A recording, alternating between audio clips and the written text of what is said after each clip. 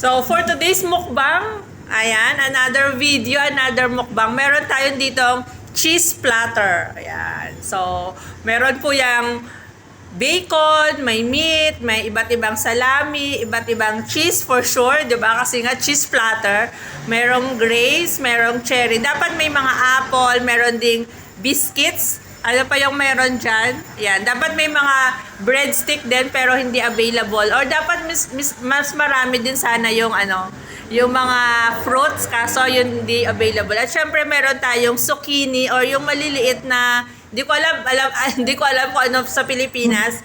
Ayan, pero masarap yan, parang burong manggas. Yan na po yung ating cheese platter kung saan yun ating mumukas. Syempre merong wine, red wine lang. Good for the heart. Sana all.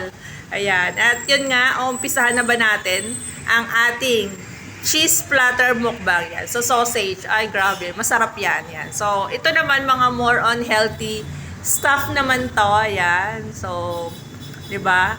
As I promise, di ba, dadamihan ko yung mga mukbang video ko dito. Ayan.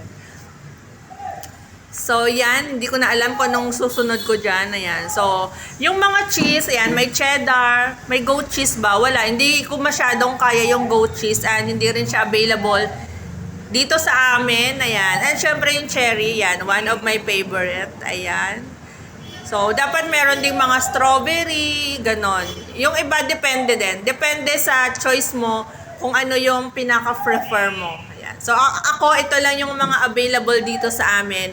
Kaya ito lang yung napagtripan ko. Ayan. So, yun lang. And, syempre, thank you for watching. Thank you din sa pagsuporta nyo sa mga mukbang video ko dito. Thank you. And, follow me for more buyers. Yun. So, yan. Hindi naman tayo nagpapakalasing dito. So, healthy drinking. Wow, healthy drinking lang. Ayan. So, good for the heart. Bye!